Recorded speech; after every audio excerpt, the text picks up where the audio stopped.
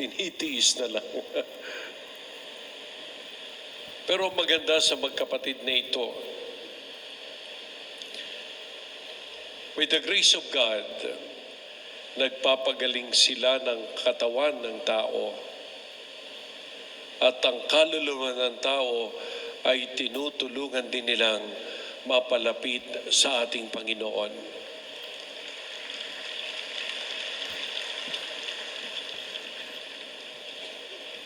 Sila ay manggagamot ng pisikal na katawan, but at the same time, habang sila'y nagagamot, ipinapahayag nila ang salita ng Diyos, ang turo ng ating Panginoon. Amen? Amen. Kaya kahit ano pala ang profession mo may papahayag mo ang ating Panginoon. At ito ang ginawa ni Cosme at ni Damian hanggang ialay nila ang kanilang buhay alang-alang sa ating Panginoon. Kaya kayo, pag nagkaroon kayo ng pagkakataon, ipahayag ninyo ang mabuting balita ng ating Panginoon. Amen? Amen. Katulad ni Brother Mott, nakikinig ako sa kanya kagabi. Naririnig kong madalas ang pangalan ng ating Panginoong si Jesus. Amen? Ganun naman talaga Bawat buka ng iyong bibig, dapat sa pagpupuri Amen. at pagpapahayag ng pangalan ng ating Panginoon. Amen? Amen. Sa iyong magagawa, dapat yan ay tungkol sa pagpupuri at pagpaparangal sa ating Amen. Panginoon. Amen. Ano man ang profession mo sa buhay, ano man ang iyong ginagawa, ano man ang iyong pinag-aralan, Amen. dapat lahat ng yan ay para sa papuri kay Yahweh El Shaddai. Amen? Ay sinang Damian at Cosme, hindi lamang sila nagpapagaling ng katawan, pati ng mga kaluluwa, ng espiritu ng bawat taong pumupunta sa kanila na may karamdaman. Amen. Nakakatuwa ang ganito Alam nyo, may kilala po. Isang nanay, ang kanyang anak ay nakagraduate ng medicine just recently.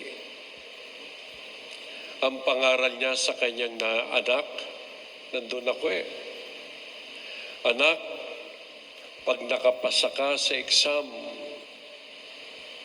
maglilingkod ka, gagamitin mo ang iyong pinag-aralan para sa mahihirap mong kapatid sa lipunan. Amen. Alam niyo, nagulat ako doon. Kasi kadalasang naririnig ko, alam niyo kung ano, anak, pag nakatapos ka ng pag-aaral, pag ikaw ay nakapasa sa exam, sa abroad, malaki ang oportunidad, mas malaki ang sahod, mas madali kang makakatulong sa iyong pamilya, etc. Yan ang kadalasan kong naririnig. Pero itong aking narinig na ito, kakaiba. Maglilingkod ka sa mga wala sa lipunan. Amen? Amen. Amen.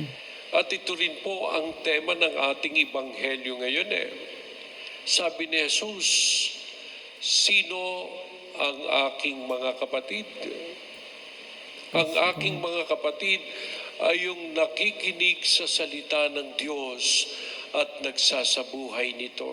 Yes, God. Yan ang bagong pamilya ng ating Panginoon.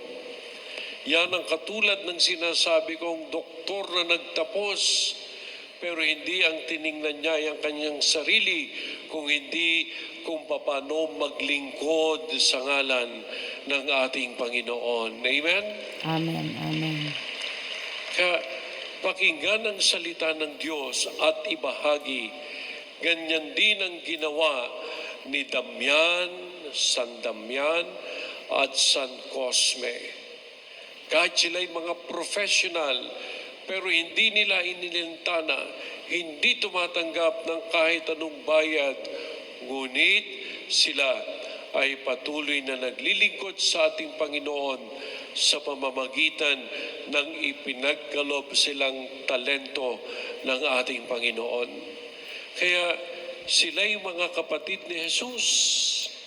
Sila'y nakikinig kay Jesus at sila ay naglilingkod sa ating Panginoong Jesus. Amen? Amen. Kaya mga minamahal kong kapatid, napakaganda po ng ating binasang Ebanghelyo. Kahit maikli, puno ng laman tungkol kay Jesus at sa pakikinig ng kanyang mga salita. Amen. Amen. Purihin natin si Yahweh El Shaddai. Praise the Lord. Nawang mapalalim ang ating pananampalataya sa pamamagitan ng ating paglilingkod sa mga dukha, may kapansanan at iyong mga kapuspalad. Manalangin tayo sa Panginoon. Panginoon, dinggin mo ang aming panalangin. Tayo naway maging mga tunay na bahagi ng pamilya ng Diyos sa pamamagitan ng pagiging tapat sa kalooban ng Diyos Ama sa langit.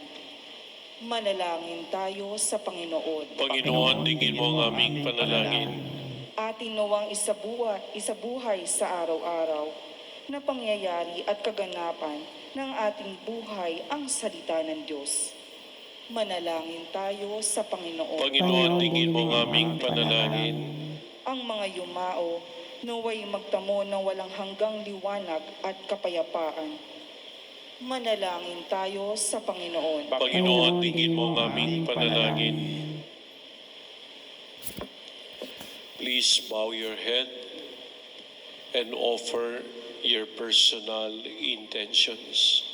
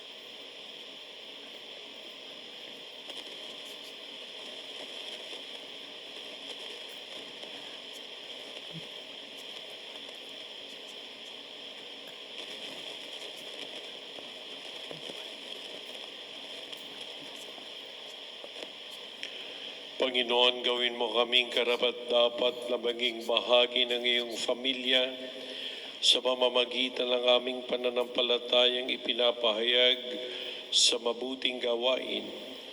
Hiniling namin ito sa pamamagitan ni Kristong aming Panginoon. Amen. Ang paghahain. Glory to God. Salamat po sa Diyos. Salamat po sa ating Panginoon. Napakaganda po ng mensahe ng ating Panginoon through Father Sana Declaro.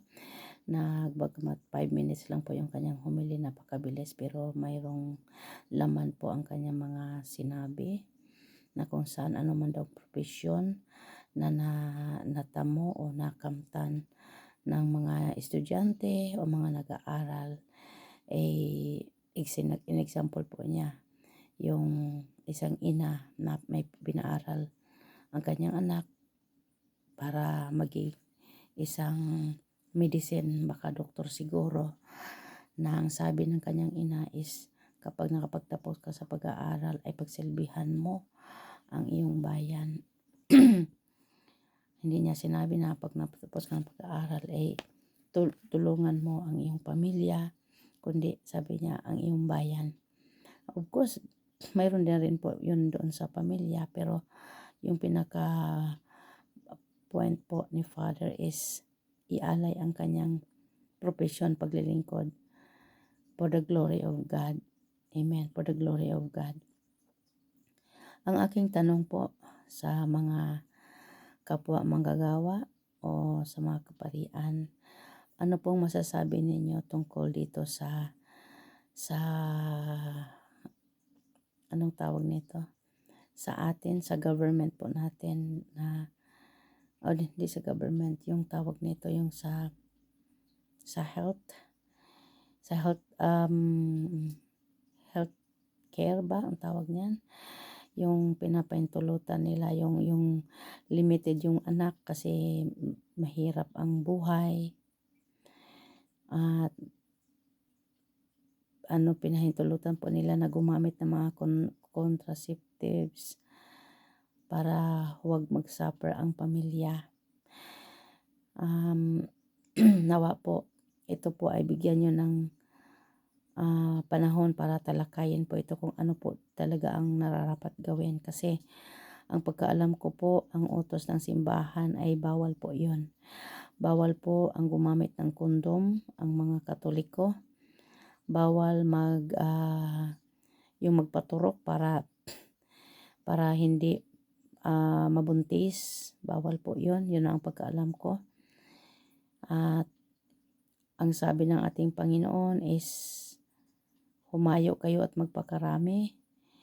Ibig sabihin, anong ibig pong sabihin nito? Hopefully, ito ay mabigyan po na ito ng panahon para tatalakayin at maunawaan po ng mga mga kababayan po natin na hindi pa po alam po ano po ang nararapat.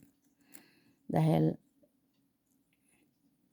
tungkulin po ng mga nakakilala sa Diyos na iayos kung ano po ang nararapat. Dahil marami po tayo na simba ng simba, tumatanggap ng banal na salita, Holy Communion.